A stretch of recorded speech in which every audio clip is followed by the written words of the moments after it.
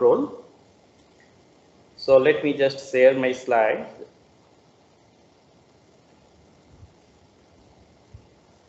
So I'm sure some of you have some experience in robust control, and today I'll be just sharing my experience and thought in some particular topic, that is that robust stability analysis using the small gain, passivity and negative imaginary theorems. This area is a vast area, and as I have only one and a half hour, so what I have decided that I'll be just giving you some ideas and the basic notions of these three theorems, which are used in robust control to analyze stability, and parallelly also there are some theories for designing controller. So let us go directly to that topic. So first of all, before starting this particular topic, I'd like to mention that means when that robust, this particular term came into the literature. So in 1978, and particularly there are 2-3 papers published simultaneously, and one is in 1974 and 78 and 79. So in that particular time, so people have mentioned that word robust, and from then a lot of efforts have given to develop some new theories, some new design tools for robust controller. And particularly the development has been done along two directions. One direction is that developing new theories, and other direction is developing new computational methods that would help to design or to analyze robust control system. So today in my talk, I have just concentrated on only some theory portions, and this particular topic is a small portions of robust control theory, and here I'll be giving you the main notions of small gain theorem, passivity and negative imaginary theory. That small gain and passivity, these two theorems actually developed long back, but this negative imaginary theory comparatively new. In last 10 years that theory has come up, and there is a relationship as well as there is a big difference between these three theorems. That is actually the main objective of this talk. So let us see.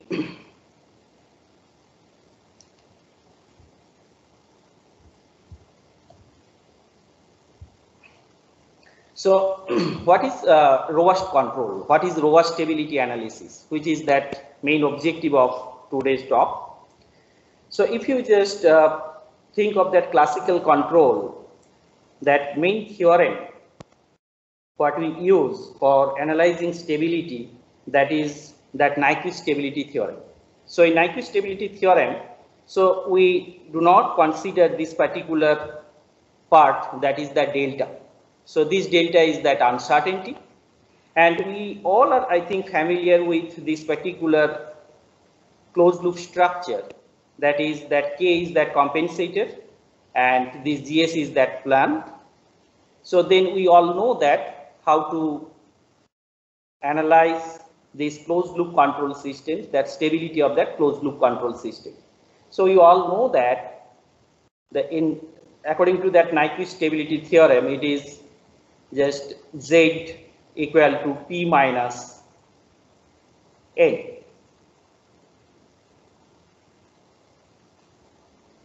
So here that P is that number of poles in the right half of that S plane, and that poles are actually the poles of loop transfer function. We all know that one. And N is that counterclockwise encirclement. So it depends on which direction we have chosen. And whenever that P is equal to N, then Z would be equal to 0. Then that closed loop system would be stable. We all know that thing. And it is a very powerful stability theorem, that Nyquist stability theorem. But for applying that particular theorem, for analyzing the stability of closed loop system, we need two information. So one information is that P, that means how many loop poles are in the right half of that S-plane, and the second one is how many encirclement is there about that -1 J0 point. So the main difficulty what we would face practically, that we do not have this particular information precisely. That means how many poles are on the right half of that S-plane. So in classical control, what we assume that the model that we have, it is that perfect model. There is no uncertainty and we all have that, we have all the information. But practically it is not possible because there are a lot of uncertainties that appear from that modeling, and it is because of that aging due to that environmental effect. So many things are there, as well as, you know, whatever we have measured in nominal situation, it no longer holds when that system runs. So this particular information is unknown to us. That means we do not know that precise information of the pole locations. So it is very difficult to apply that Nyquist stability theorem in practical case. In practical case, in the sense whenever we have some sort of uncertainty. So in that situation, how to tackle that problem? So this problem can be tackled using that robust control technique. So that means in robust control technique, we consider if there is some uncertainty, if there is some part of the closed loop system which is unknown to us, then there are some theorems, there are some tools we have that we can use to analyze the stability of the closed loop systems. So today, in my talk, I'll be just discussing 3 theorems, and we'll see how those 3 theorems have been developed and what are the basic notions of those 3 theorems and what are the basic differences as well. So let us see. So from here, what we have understood, that means that robust stability analysis would be useful whenever we have that uncertainty, and that is obvious in some physical systems because you cannot avoid uncertainty of that system.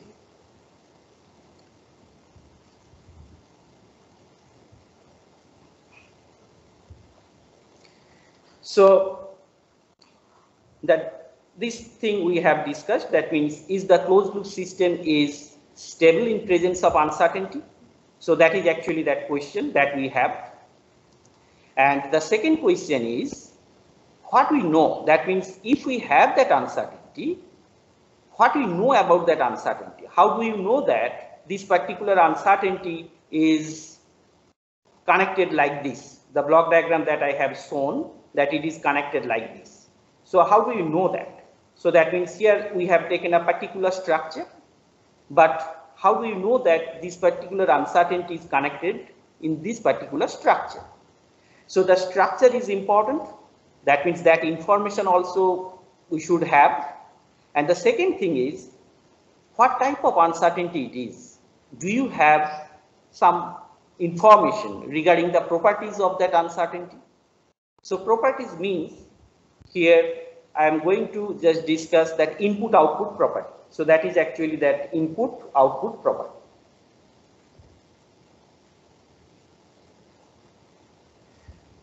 And from this talk, we'll see that if we have some sort of information regarding that structure of that uncertainty, as well as that properties, some properties of that uncertainty, then it is easy for us to analyze the robust stability of the closed loop system. So whenever we talk about that uncertainty, so then what are the different structures of uncertainty we normally handle in robust control technique? So those are listed here. There are also some other structures. So here just to give you some idea regarding the different structures of uncertainty. So here there are 2 categories of uncertainty structure. One is that structure uncertainty. So structure uncertainty means. Sir. Structure uncertainty means. Sir. Yes, please. Actually, your drawing tool is not visible, sir. Slide is not visible. Drawing pad on which you are writing is not visible, sir. Okay, what I am writing not visible.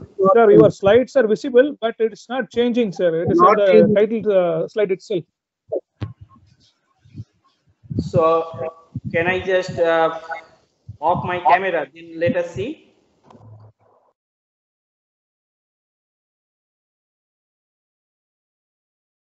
Is it visible now? No, sir. Only PPT is visible, sir. Only the first slide will be visible, sir. Okay.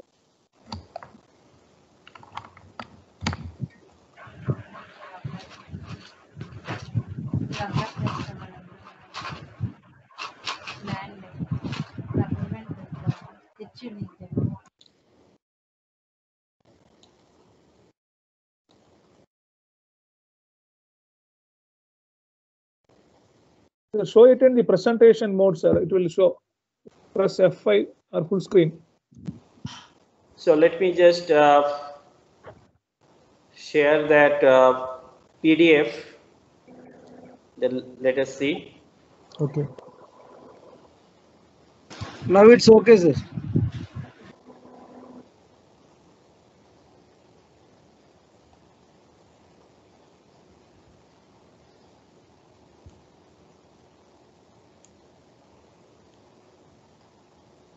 So just a minute. Okay, sir.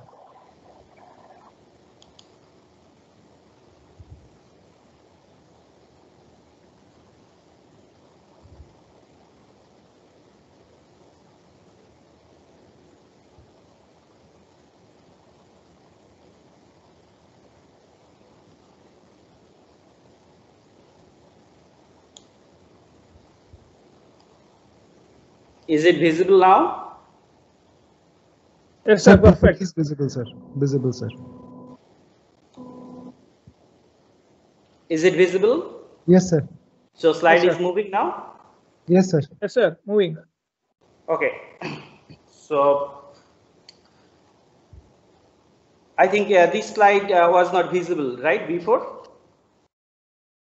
Yes, sir. Sir. Only first slide is Okay, visible. so actually we have discussed on this particular slide. That means here we have just considered that closed loop system, and what I have just pointed out, that means when we use that Nyquist stability criteria, so that Nyquist stability criteria is used whenever we have that precise information of that loop transfer function. That means we know where would be that exact pole locations of the loop transfer function that we have just discussed. But the problem is, practically it is not possible to have that exact information of that loop transfer function. So we'll be in trouble in applying that Nyquist stability criteria. That means whenever we have that uncertainty delta. So in this particular situation, that robust control technique, that methods that we have, that can help us to analyze that stability of the closed loop system in presence of uncertainty. So here, the first question is the closed loop system stable in presence of uncertainty? So that is that question. Actually, that robust stability analysis would give us that answer. It is stable or unstable in presence of uncertainty, whether it is yes or no. The second thing is, how can we say that it is stable or not using robust control technique? So to do that, we need to have two information. One is that structure, another one is that properties. So just now I have pointed out that means structure, there are some various structures that I am going to show. The second thing is that property. So property means here I want to mean it is input output properties, and I'll be discussing in detail in today's lecture. So let us see. So these are some structures of that uncertainty what we consider in robust control technique. So there are two different categories. One is that structured uncertainty, another one is that unstructured uncertainty. I think from this name, it is clear to all of you. That means what is structured uncertainty? Structured means whenever we have that mathematical model of that system, suppose we have that transfer function, and we know exactly which parameters are going to vary. So that means we have a precise information. That means whenever we have some parametric variation, then we can consider that this type of uncertainty is structured uncertainty. So now, the other type of uncertainties are that unstructured uncertainty. That means we have some gross information. So suppose we have a transfer function, and for that transfer function, how much uncertainty may appear to that system, we have only that information. So in that case, we will be considering the structure of the uncertainty as, or the type of the uncertainty as unstructured uncertainty. So there are various types of unstructured uncertainty. Those are additive structure, multiplicative, inverse multiplicative. So I'm not just going to discuss those things in detail. So just giving you that information, those who are interested in, you can see some robust control books and you will get that different structures of uncertainty. So in previous case, that means the diagram that I have shown earlier. So this is actually the additive type uncertainty, and I am going to present it again later. So let us see, that means if we have only the structure, the information regarding the structure of the uncertainty, so is it enough to apply that robust control technique? The answer is no. We need some more information, and those information is input-output properties. So first input-output property that I am going to discuss, that is that finite gain property. So what is that finite gain property? That means here the definition that I have given, that is, so is it visible? Slides are visible? Yes, sir. Yes, sir. It's visible, sir. So the first property that I am going to discuss, and it is input-output property, that is called that finite gain property. So first of all, you may ask why it is input-output property, because if you look at that particular definition, that is that norm of mu. So n is actually that system, and whenever you write mu, that is actually indicating that output of that system. So here norm is basically that two vector norm. So here the 2 norm of that output is less than equal to k into 2 norm of that input. So from this particular definition, you can see that means if you take the ratios of the 2 norm of output by divided by the 2 norm of that input, then the gain, that ratio would be limited by some gain, and that gain is called that finite gain.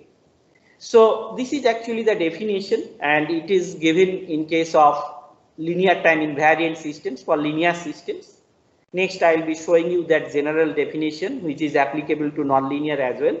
So today in the talk, for better understanding, I have just taken some examples from linear control theory. So those theories are also applicable to nonlinear control systems.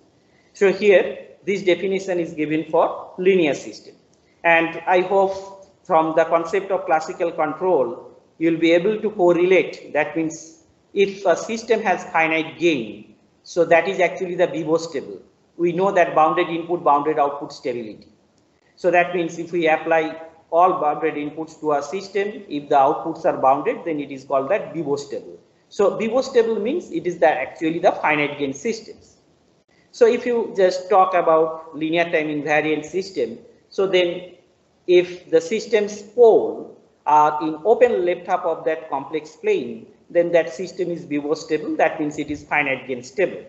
So it is very easy to understand that notion of finite gain system in linear setting. And in nonlinear setting, let us see. So in nonlinear setting, it is defined like that. And here actually we use one bias term, that is that beta. The reason is whenever we have a nonlinear system, if the input is 0, you may have some output. So actually some peculiar characteristics appear in case of nonlinear system. So that's why the definitions and also results are not so straightforward in nonlinear control. And all those theorems are, they are applicable to both linear as well as nonlinear systems. But just for better understanding within this short period of time, I have just concentrated on the linear control system. So this is the definition of the finite gain nonlinear system. That means if you take the 2 norm, and that is actually that L2 norm of that output signal, and it would be less than that gamma, and this gamma is a positive number, scalar quantity, and that gamma is called that finite gain of that system. So this is actually the definition of finite gain system.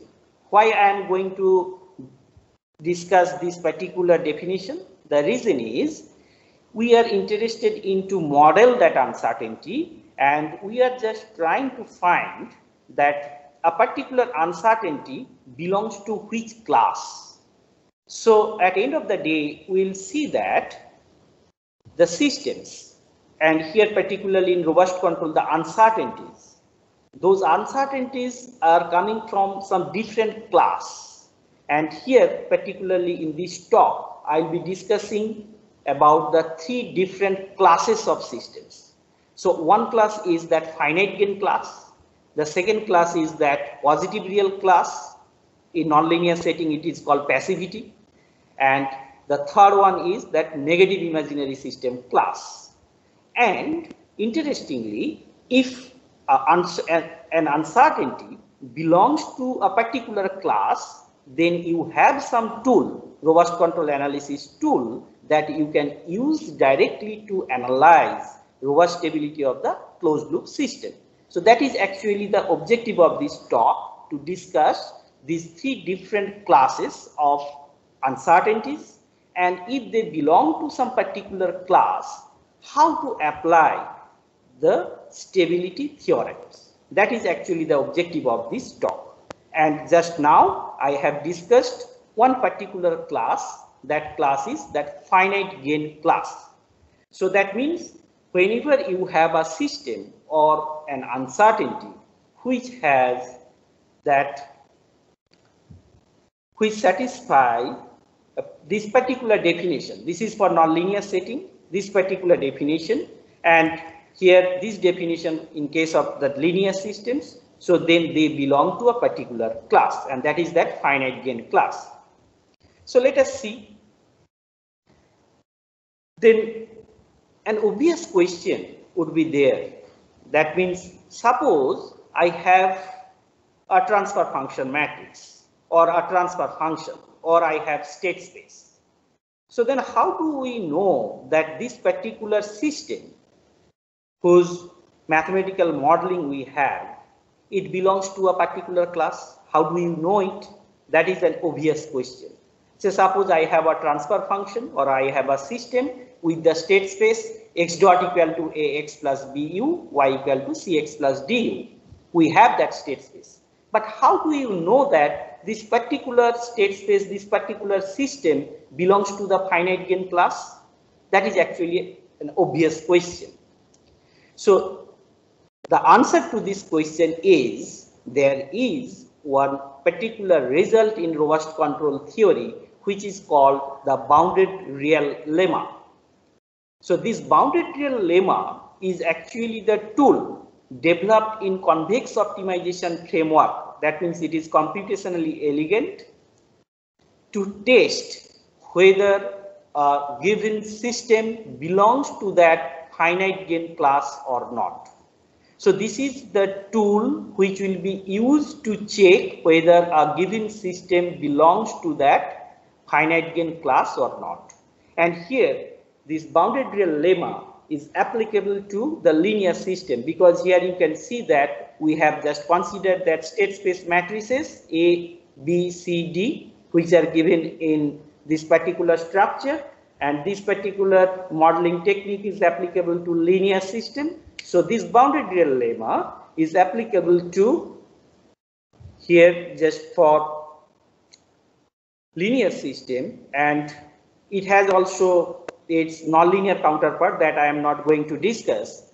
And one interesting thing you will observe here, that the definition that I have given in point 1. So this definition says that if we have a transfer function matrix, that means it is a MIMO system, multi-input, multi-output system, and if we find its infinity norm, then that infinity norm would be less than equal to gamma. That means, what is that infinity norm? That infinity norm is given here. I am not going to discuss in detail, just I am giving you that concept, what is that infinity norm. That means if you have a transfer function, suppose you take one single input, single output system. So you have a transfer function, and if you take the Bode plot of that transfer function, so over the frequency, you will get the different magnitude of that transfer function. And obviously that transfer function should be a stable, that is that asymptotically stable transfer function. That means all poles should be in the open left half of that S plane. So whenever you have a stable transfer function, and if you plot it, if you have that Bode plot, then at different frequencies, you'll be having the different magnitude. The maximum magnitude is actually called that infinity norm of that transfer function. So here we use the term supremum, that is that least upper bound. Yes, please. Is there? Are you asking any question or anything else?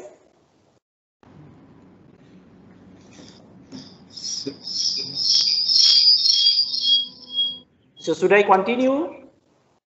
Yes, sir. You continue. Please continue. So that particular definition, that is that infinity norm, which can be easily understood in case of single input, single output system, and in case of multi-input, multi-output system, that is that maximum singular value. Now, interestingly, I think many of you are familiar with a control technique that is called that H infinity control. So H infinity control is basically based on that finite gain system, and we analyze robust stability as well as we design controller.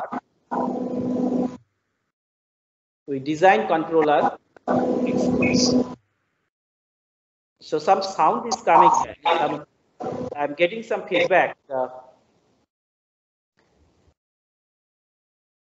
So that H infinity control, that means this is a famous and very successful theory in robust control, which is actually based on this finite gain system property, and we design a controller as well as we analyze robust stability in H infinity analysis and synthesis domain, considering that systems and uncertainties belonging to that finite gain class.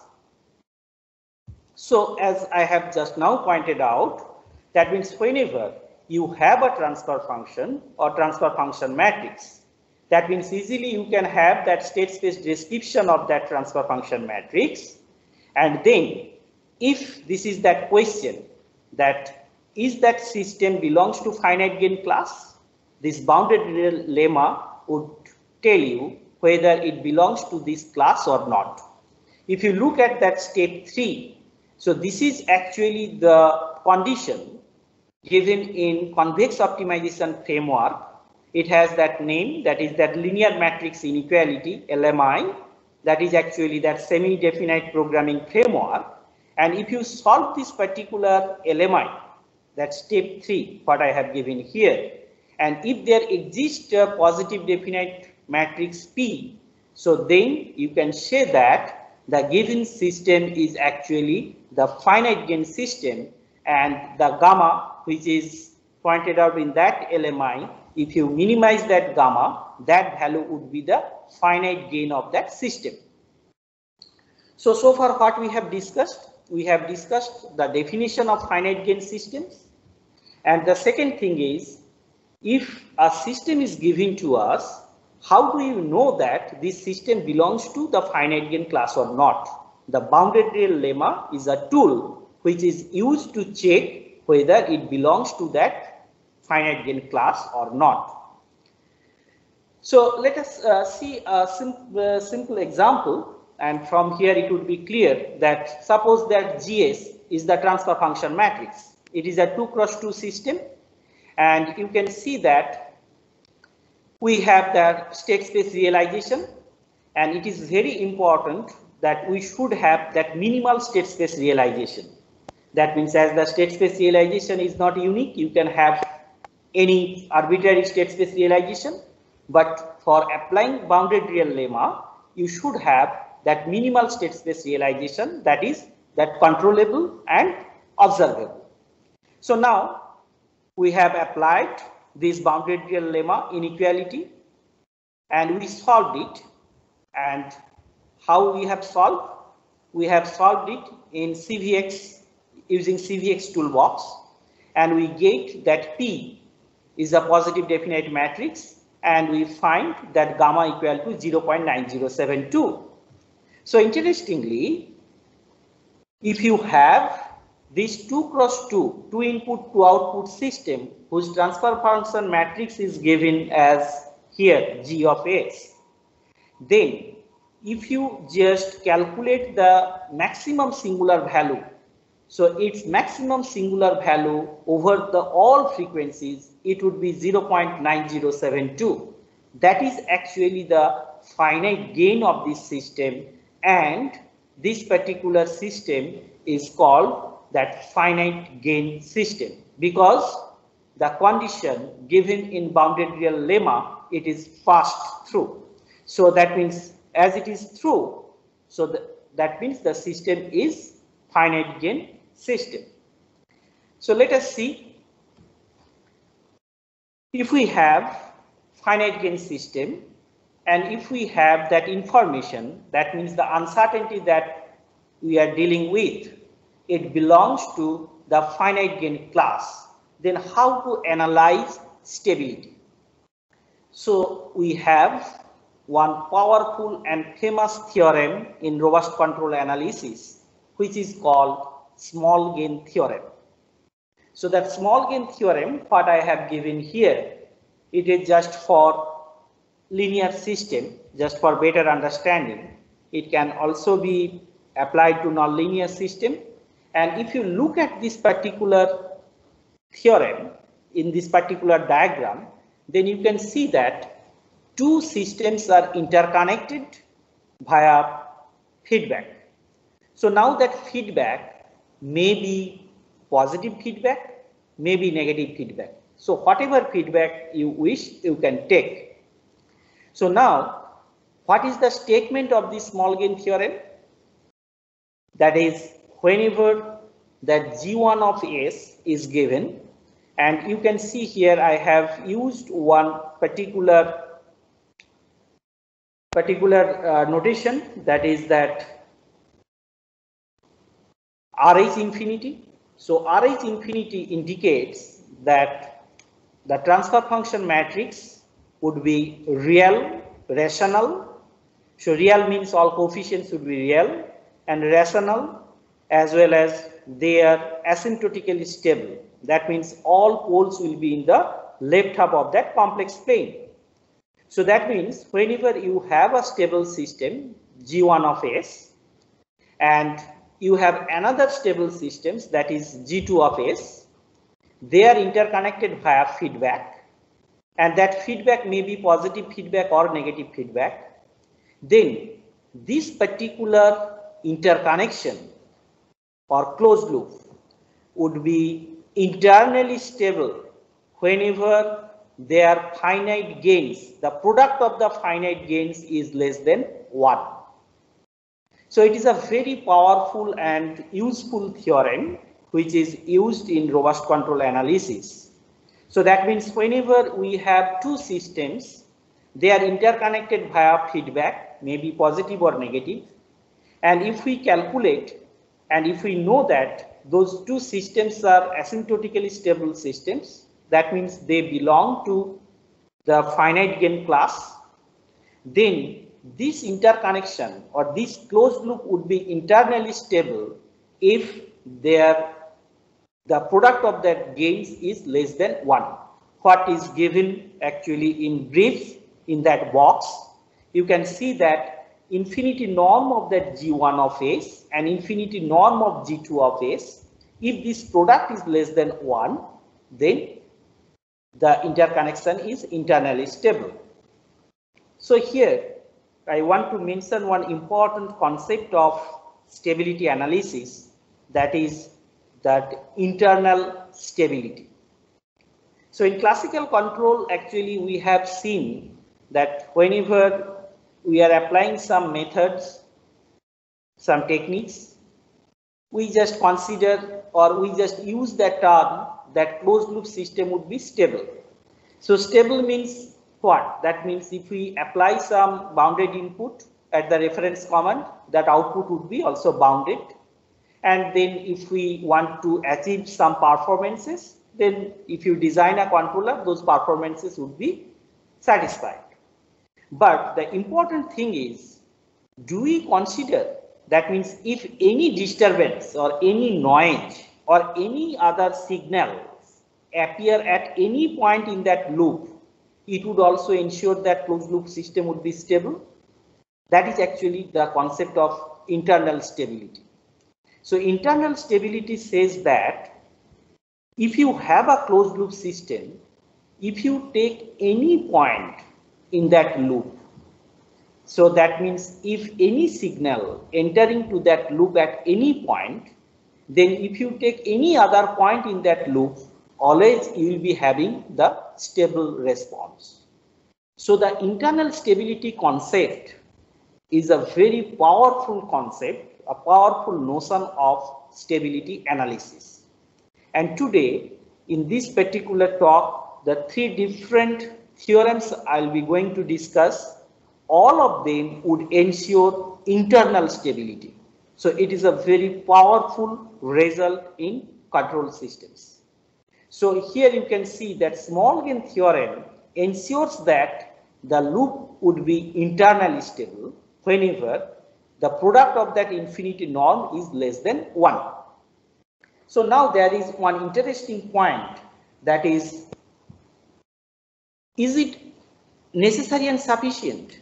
That means suppose we have two systems, they are interconnected via say negative feedback.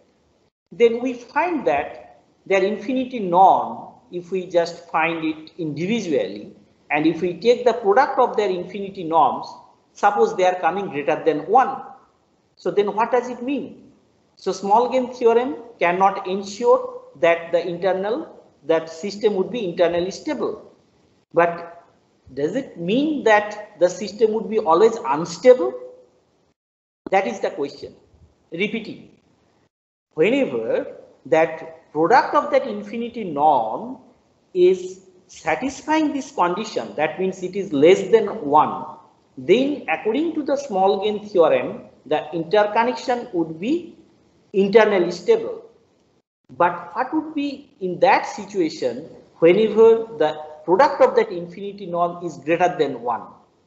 Actually, in that situation, small gain theorem cannot say anything. It may be stable, may not be stable. So small gain theorem is actually a sufficient type result, sufficient condition type result. Whenever the product of that infinity norm is less than 1, then it ensures that it is internally stable. But when that product is greater than 1, it cannot say anything. So let us see how to apply that small gain theorem. So this particular closed loop control systems we have considered, and here we can see there is one uncertainty block, that is the delta block. And then we have that information, two information we have. One information is this delta block, the way we have connected, that is actually the output multiplicative structure. we have mentioned it. It is that output multiplicative structure. So based on the plant information, we have decided that this uncertainty can be modeled in this output multiplicative structure. So we have that structure information, and another information we have, that is this delta is actually finite gain.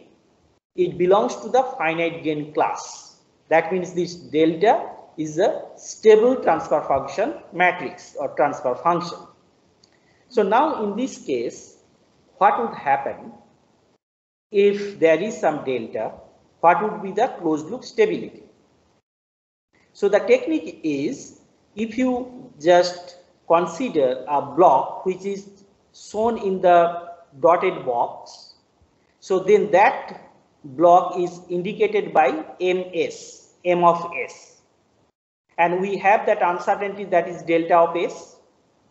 And now you can see in the simplified block diagram, delta of s and m of s, they are interconnected via positive feedback.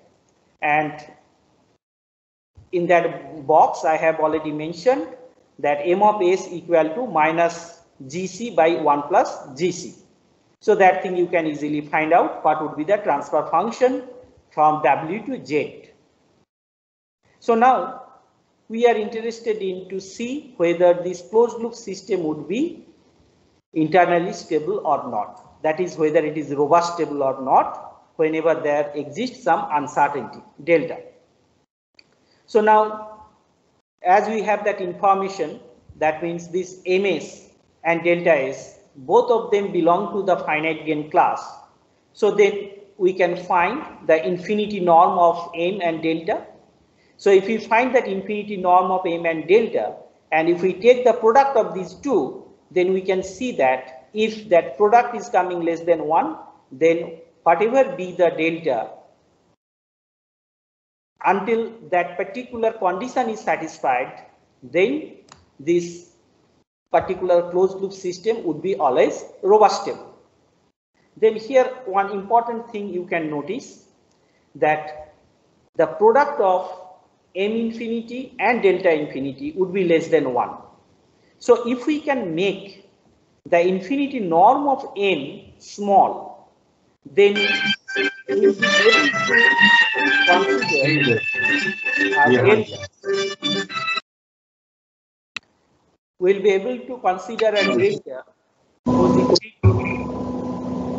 Participants are requested to mute yourself. Whose infinity norm of the delta can be considered large. So here, although the main objective of this talk is to discuss that only stability analysis concept, here from this particular result, actually you can also understand how to design that controller, because that controller CS you design such that the infinity norm of that m block is minimized or less. If that infinity norm is less, and for robust stability we need to ensure that the product of that infinity norm of m and delta, it should be less than 1. So obviously we'll be able to allow a large uncertainty in the closed loop system without hampering the stability of the closed loop system. So that is actually the concept of robust control. That means whenever we'll be designing one controller, then our objective is to ensure the closed loop stability subject to the uncertainty, and that uncertainty size. So in this case, the size of the uncertainty means its finite gain would be very large. Even if there is large uncertainty, we need to design a controller such that the closed loop system remains stable. So from this particular example, what we have seen, that means whenever we have a plant and suppose we have designed a controller, it may be PID controller or whatever controller you have, you can design it. And then if we are interested in to see whether the system is robustable or not, we can directly apply that small gain theorem. And for applying small gain theorem, we need to represent this particular block diagram in this M delta block structure. And then we find the infinity norm of M and delta. You may ask how to find that infinity norm. Yes, we have already discussed that bounded real lemma. From that bounded real lemma, we will be getting what is that gamma. And if we take the product of these two, if it is less than 1, then that system would be robustable. So this is actually that concept of finite gain stability. And here the small gain theorem plays the crucial role to ensure that robust stability of the closed loop system. So what we have discussed so far, we have discussed a particular class of systems, that is that finite gain class. And for finite gain systems, the theorem that we use in robust control, that is that small gain theorem. Now I am going to discuss another class of systems which is called that positive real systems. So positive real systems, this is actually the concept of passive systems. I think all of you know that if you are an electrical engineer, so you all know that, you know that resistance, inductor, capacitors, all of them are passive elements.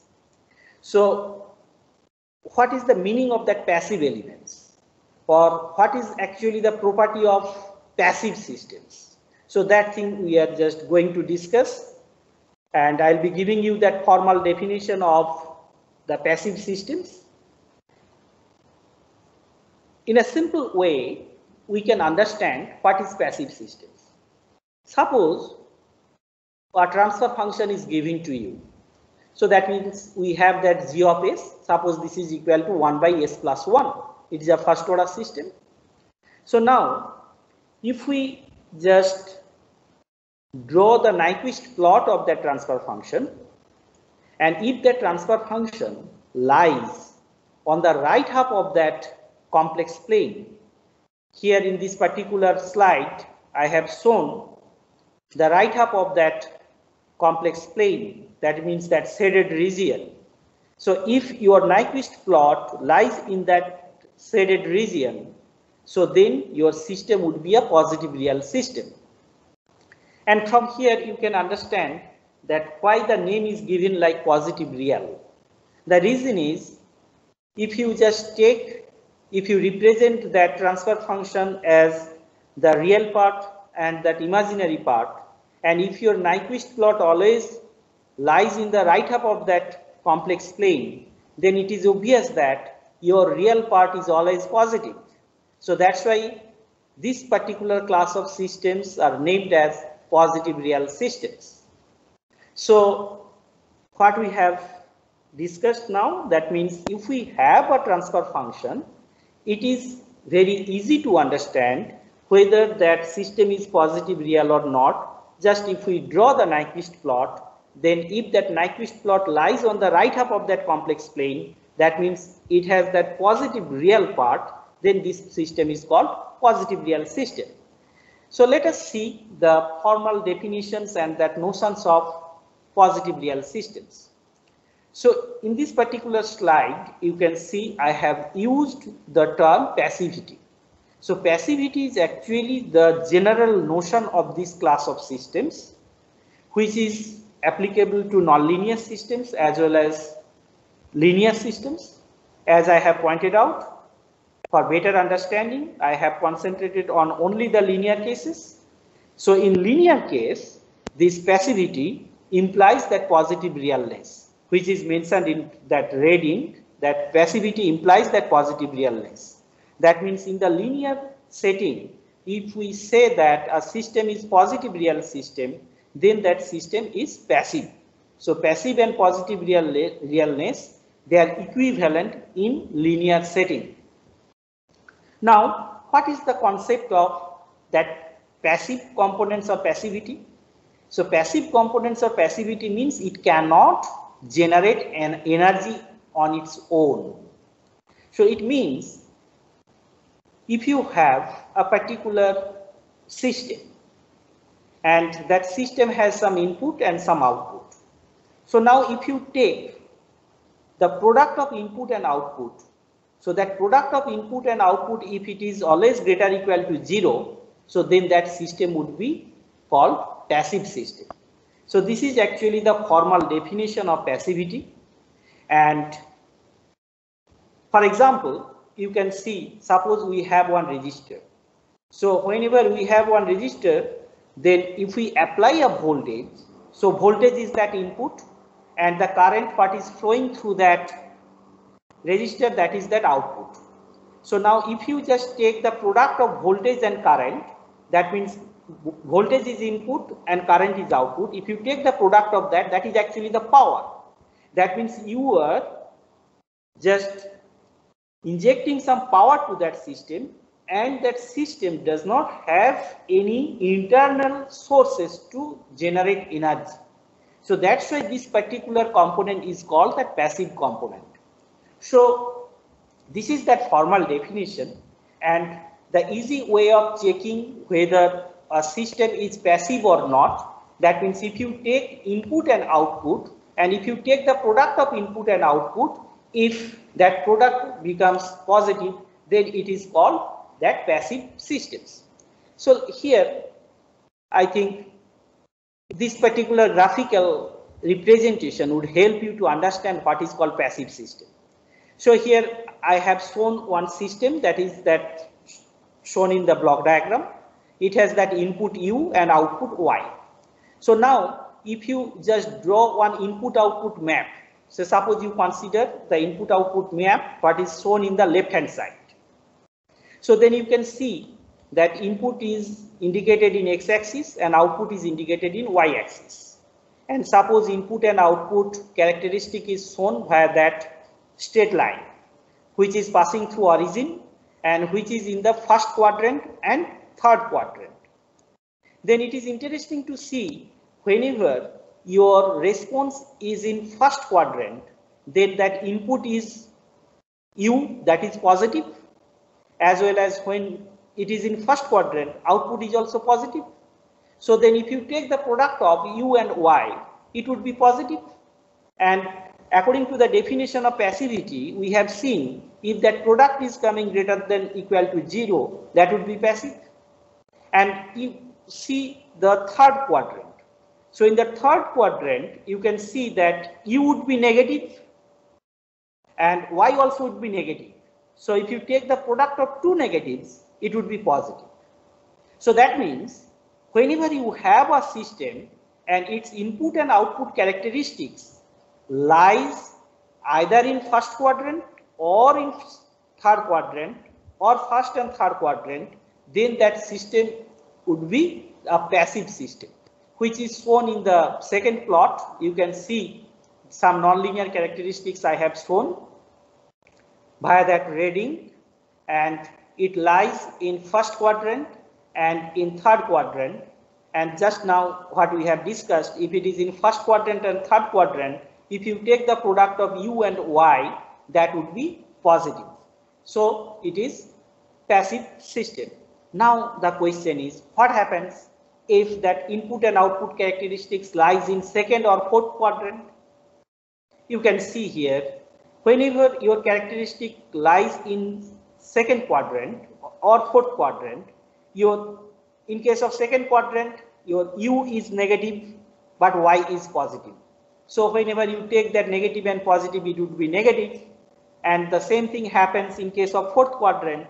In fourth quadrant, U is negative, U is positive, Y is negative. If you take the product of these two, then you will see that it is giving negative sign. So according to that definition, this is not a passive system. So from this particular graphical representation, what we have understood that a system is passive. If we draw its input output characteristics, then that characteristics should be in first quadrant and third quadrant, but it should not be in second and fourth quadrant. So this is the definition, and we have understood from that graphical interpretation, representation, that what is the class of positive real systems or passive systems. And here there are some examples. I think you all know that RL circuit, RC, RLC, spring mass damper, all of them are the examples of passive systems.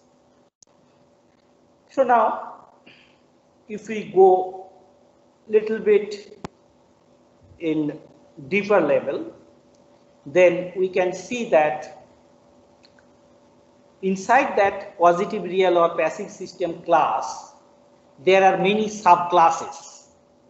So I am not going to discuss in detail here, but for your information, I can tell you there are various different subclasses of positive real or passive systems.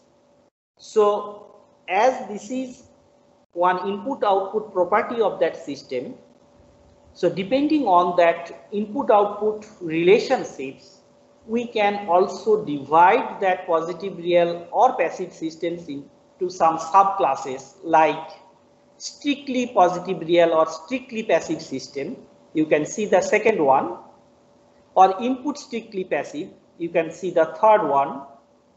Then at the bottom left, you can see that output strictly passive, and the last one is input strictly passive. I think you will be confused that what does it mean. So here I have shown some shaded regions, and at the bottom I have shown two circles. So shaded regions means if you have a transfer function in linear case, if you draw the Nyquist plot, then if that Nyquist plot lies in those shaded regions, then it would be called strictly passive or input strictly passive. And in the bottom cases, if you draw the Nyquist plot, if those plots remain inside those circles, then the left one is called that output strictly passive, right one is called that input strictly passive.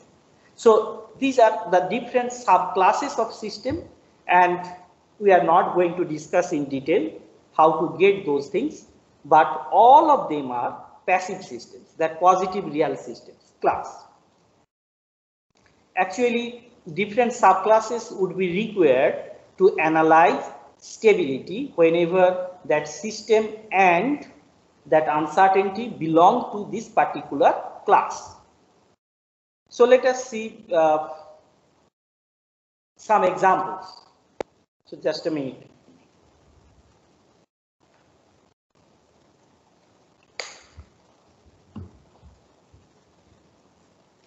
So just see some example. So suppose you have a transfer function that is 1 by s plus 1. So now if you draw the Nyquist plot, then you can see that the Nyquist plot lies on the right half of that complex plane. You can see that 0 axis is there. I am just discussing on that left hand side plot, and you can see that plot remains in the right half of that complex plane. That means that real part is always positive throughout the frequency. So that's why it is a positive real system as well as it is passive system, as I have pointed out. In linear setting, passive system and positive real systems are same. Then you can see here the second one. It is that input strictly passive, as we have just discussed earlier. That means for input strictly passive, you know, that Nyquist plot should not touch that imaginary line. So let us see here what happens. So this is that Nyquist plot, g of s equal to s plus 5 by s plus 2. And if you draw that Nyquist plot, you can see that it is far away from that imaginary axis, because left hand point is at 1. So that's why this particular system is a passive system or positive real system, and it is input strictly positive real system. So similarly, we have some other definitions, some other examples. Suppose we have a g of s, which is that 25s by s square plus 5s plus 25, then it is called output strictly passive system.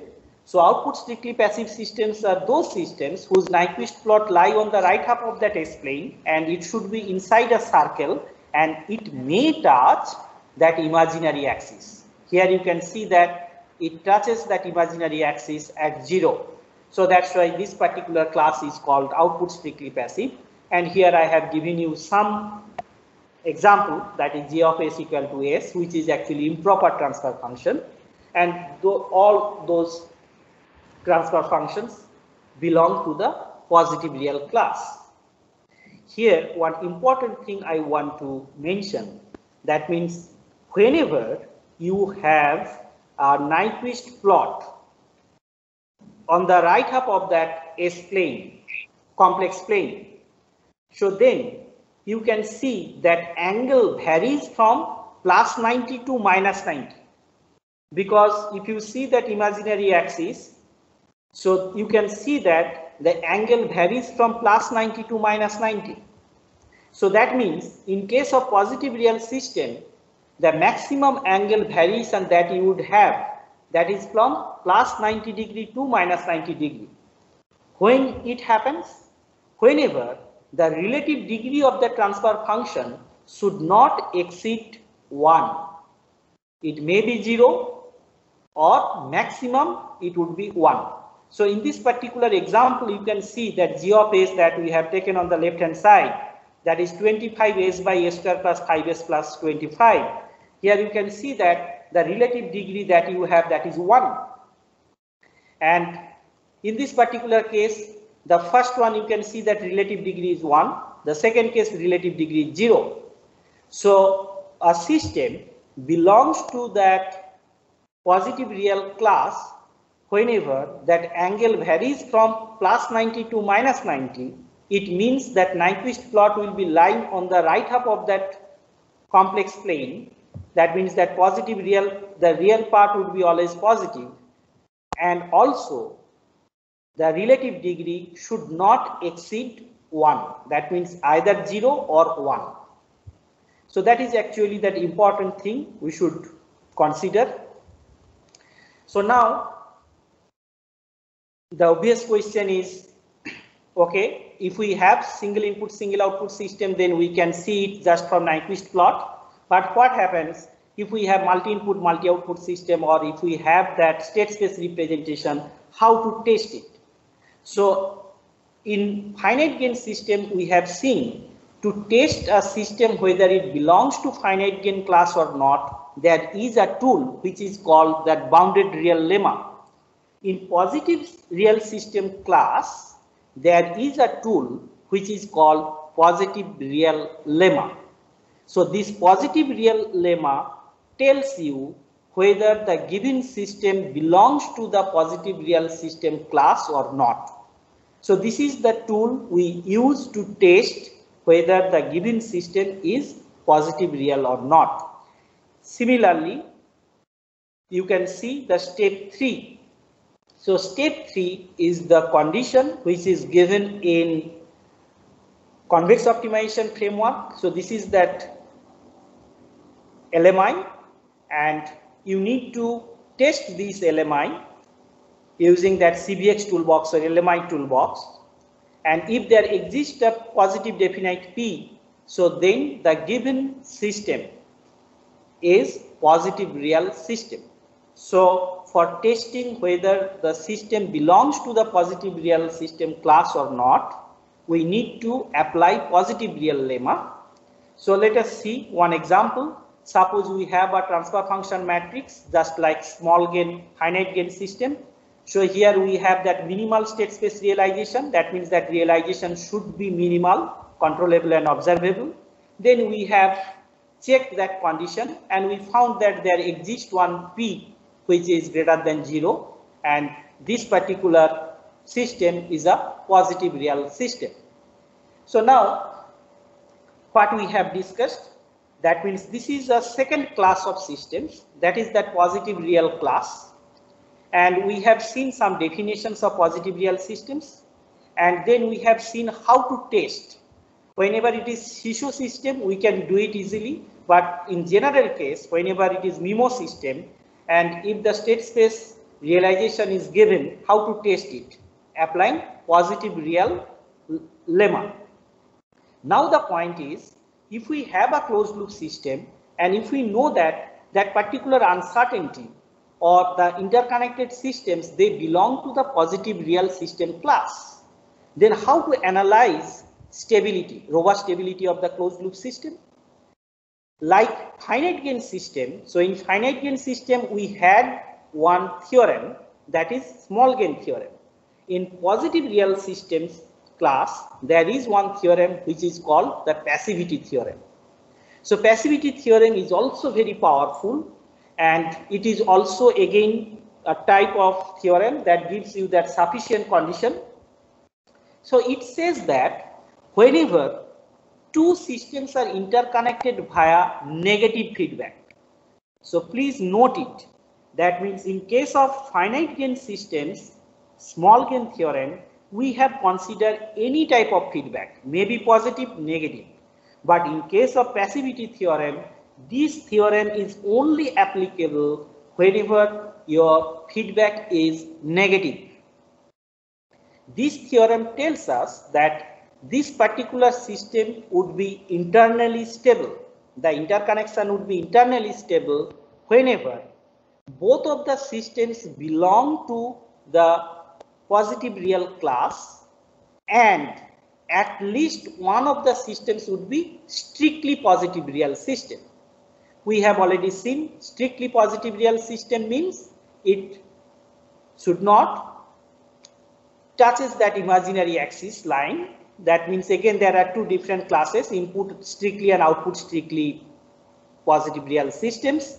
I am not going to discuss those things in detail, but here if you look at that passivity theorem, you will see that the system, interconnected system, would be internally stable whenever both of the systems belong to the positive real class and at least one of the systems should be strictly positive real system. So let us see some example. So here I have taken two examples. You can see that G1 of S, that is 1 by S. 1 by S is a passive system. And you can see that there is another system which is 1 by S plus 2.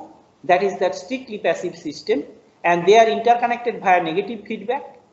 Accordingly, according to the passivity theorem, we know that if both of the systems belong to the positive real class, yes, both of them, and at least one of them is strictly positive real, yes, the bottom one, 1 by S plus 2, it is strictly passive system, then this interconnection would be internally stable. And here at the bottom, I have just calculated what is that closed loop poles, and I found that yes, it is coming stable.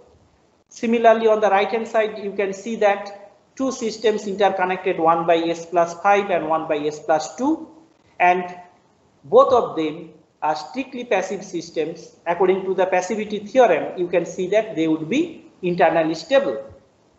So the interesting thing what we can see here, they are interconnected, and we can consider this is a loop transfer function. And for testing stability, you can see we are not applying theorem like Nyquist stability criteria. We are not applying any concept of poles and zeros, etc. Here we are just exploiting the system property.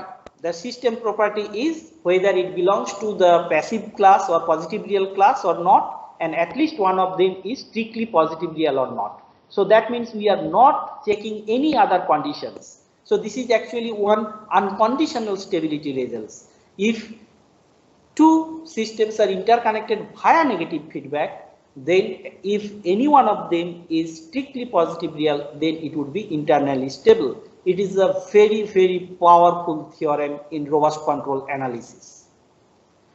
So the second class of systems we have already discussed. The first one is that finite gain class. The second one is that positive real class. And we have seen for finite gain class, there is a theorem which is that small gain theorem. And for positive real class, there is a theorem which is called that passivity theorem. So now we are going to discuss a new class of systems, which is actually relatively new theory. It is developed in 2008 by Alexander Lanzon and Peterson. So this theory is called that negative imaginary theory, and the class is called negative imaginary class.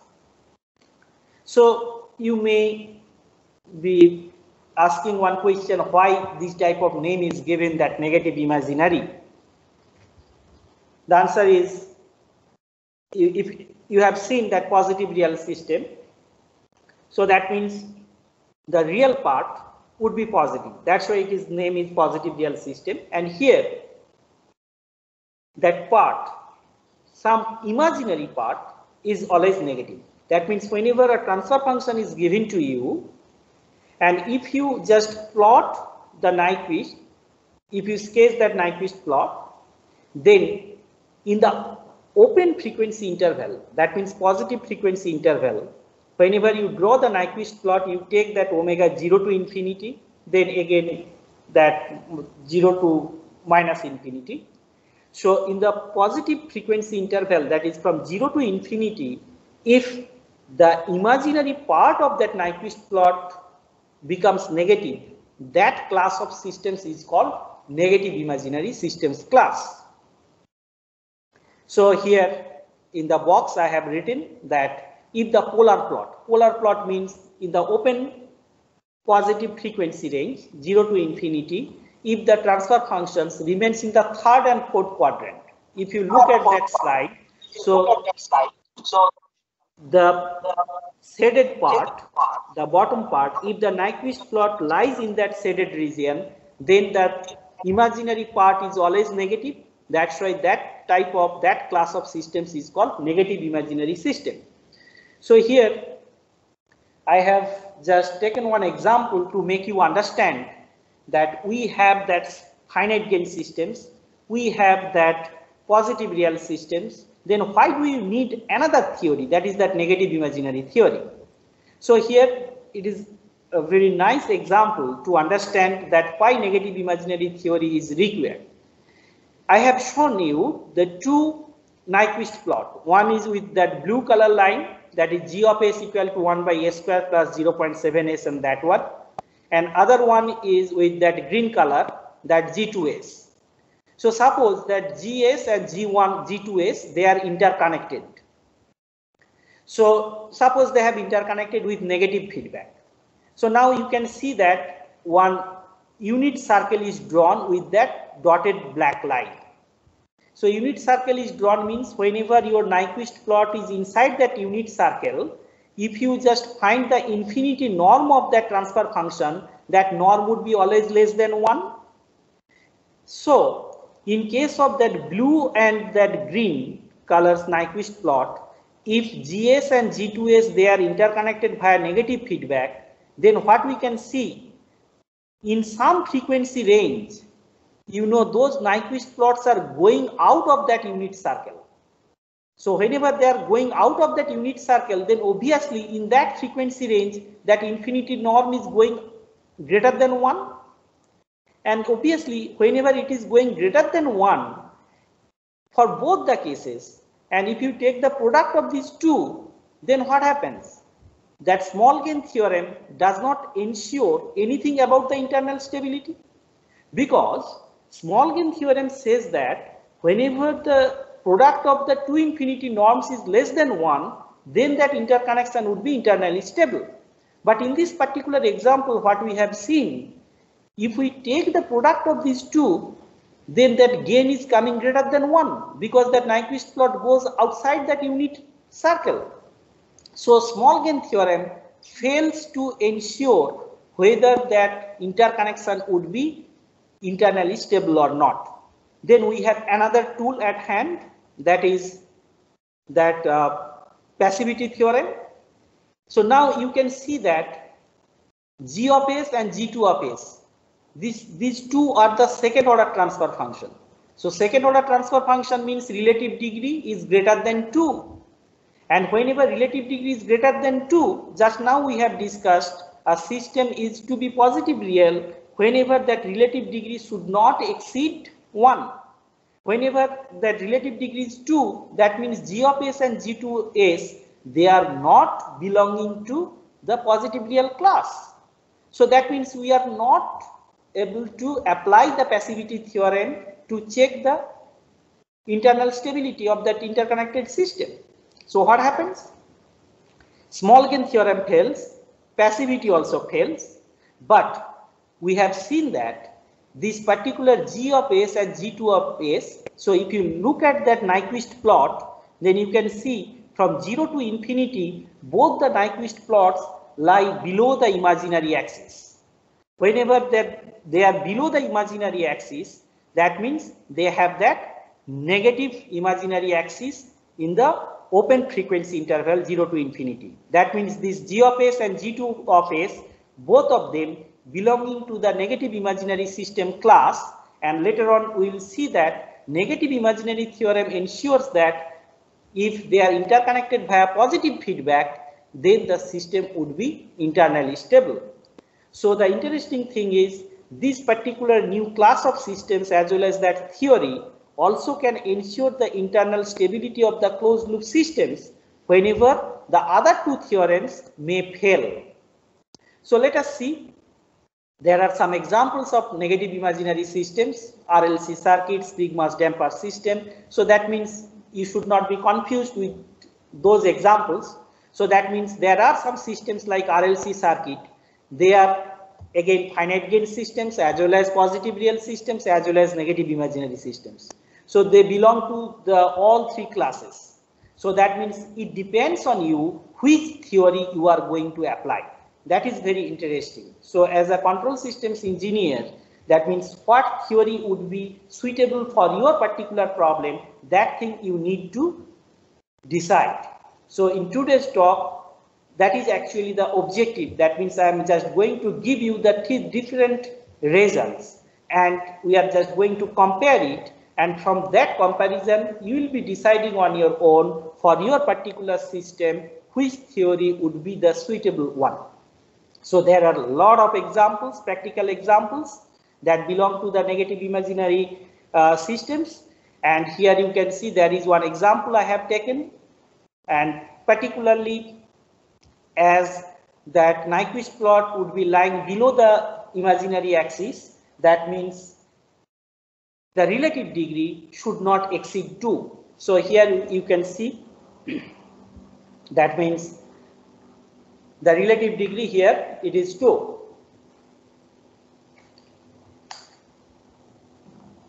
So now we have taken some examples and you can see everywhere in the open frequency interval 0 to infinity in the left hand side second order system, it is below the imaginary axis. 1 by s plus 1, we have seen 1 by s plus 1 belongs to the positive real system as well as this is also negative imaginary system. So some more examples you can see here. The left hand side one is that non-minimum phase system. It also belongs to that negative imaginary class. Right one is that Nyquist plot of that s plus 5 by s plus 2. That thing we have seen that it belongs to the positive real class as well as it belongs to the negative imaginary class, and also they are finite gain system. So that means there are many systems which belongs to the positive real class, finite gain class as well as negative imaginary class. So we need to decide, that means which theory would be the suitable one. So now in positive real system as well as in finite gain system we have seen that how to test whether a given system belongs to that particular class or not. So in negative imaginary systems also there is one lemma which is called that negative imaginary lemma. So this particular tool is used to check whether that given system belongs to that negative imaginary system class or not. So you can see there are 3 conditions, and the last one, it is a simple condition and it is given in linear matrix inequality form, that means in semi-definite programming form. So if you check that one, then you can easily understand whether that given system belongs to that negative imaginary system class or not. Here there is one simple example, that 1 by s plus 1. If we have that state space like that, this is a CISO system, and that state space I have taken a equal to -1, b1 and c1, and then we have checked that those satisfy the properties of the conditions given in that negative imaginary lemma. So that's why it belongs to that negative imaginary system class. Here I have taken one system, that fourth order system, which has that state space matrices, and we have solved that inequalities, and that inequality actually clubs the two inequalities what is shown here. You can see one is y equal to y transpose greater than 0, and this is that inequality, and one equality is there. So these two inequality and equalities are clubbed in this particular inequality, and we have solved it, and we get one positive definite y, and it indicates that system belongs to that negative imaginary class. So what is the difference between that positive real system and negative imaginary system? We have seen that positive real system lies in the right half of that complex plane, and negative imaginary systems lies below the imaginary axis. That means in the open frequency interval, it lies below the imaginary axis. And in case of positive real system, that maximum degree, relative degree would be 1. And in case of negative imaginary system, that maximum degree would be maximum 2. Here there are some examples I have taken, that spring mass damper system, and if you apply a force on that mass block, and if you take that y is the position, so then from force to position it is giving negative imaginary system, and if you take force to velocity, it is actually that positive real system. So there are many examples. This is one RLC examples. And now let us see, whenever that systems belong to the negative imaginary class, like passivity theorem and small gain theorem, here the stability of the interconnected system is checked applying that negative imaginary theorem, and this theorem states that this particular interconnected loop would be stable whenever MS and NS, they belong to the negative imaginary system class, and they should be connected via positive feedback. So now if you see it with small gain theorem can take both positive and negative feedback. Passivity theorem can only take negative feedback, and negative imaginary theorem can only take positive feedback. And here there is one interesting result. That means this interconnected system would be stable if their DC gain, that means at steady state, the gain is less than 1. This is actually very interesting result. That means if we just calculate the steady state gain, and if we take that steady state gain is less than 1, then this interconnected system would be internally stable. So I'll take just 2 minutes to complete. So it is already 11:30, just 2 minutes. So here I have taken one example. Suppose you have MS and NS, and we can see here that DC gain, that means the gain of that, and both of that systems belong to that negative imaginary system class. And we have seen that DC gain, that M0 equal to 3/2 and N0 equal to 1/6. And if we take the product of these two, that it would be 1/4, which is less than 1. That means this interconnected system would be stable, internally stable. So what is the interesting point is, the two systems, they are interconnected via positive feedback, and they belong to the negative imaginary system class. And to establish internal stability, we need to check only gain at DC, that means at steady state, and which is very easy to do in practical scenario. If we just calculate two gains at DC at steady state, and if we take the product of these two, and if it is less than 1, then it would be internally stable. There is another example. So here, this is that conclusion. So if we compare these three theorems, small gain theorem, passivity theorem, and negative imaginary theorem. So basically, small gain theorem is associated with the finite gain system, passivity theorem is associated with positive real system, negative imaginary theorem is associated with the negative imaginary systems class. Small gain theorem works for both positive and negative feedback. Passivity theorem only works with negative feedback, and negative imaginary theorem only works with positive feedback. So now if you look at the condition 2, the point 2, then we can see that small gain theorem and passivity theorem, they are actually unconditional stability statements. That means if two finite gain systems with contractive gain, that means less than 1, if they are interconnected via any feedback, then it would be internally stable. In case of passivity theorem, we have seen if the two systems belong to the positive real class, and if any one of them is strictly positive real, then they would be internally stable.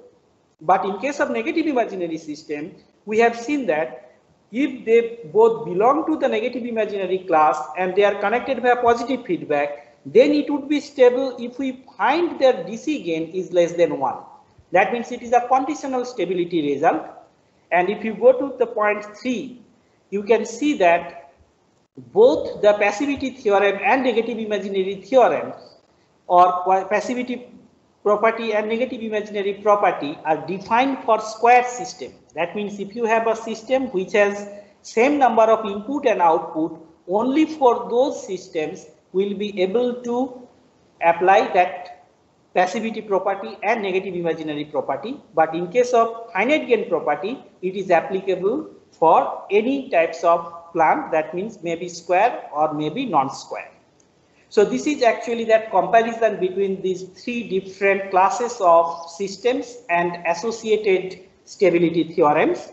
So whenever you have one particular problem and then you need to decide on your own first that the given system belongs to which class. If it is, if it belongs to all, that means maybe finite gain, positive real and negative imaginary, then you need to decide which theory would be more suitable to check the robust stability of the closed loop system. So this is all about these theorems, and here I have just given some important references. So if you have any question, so you please make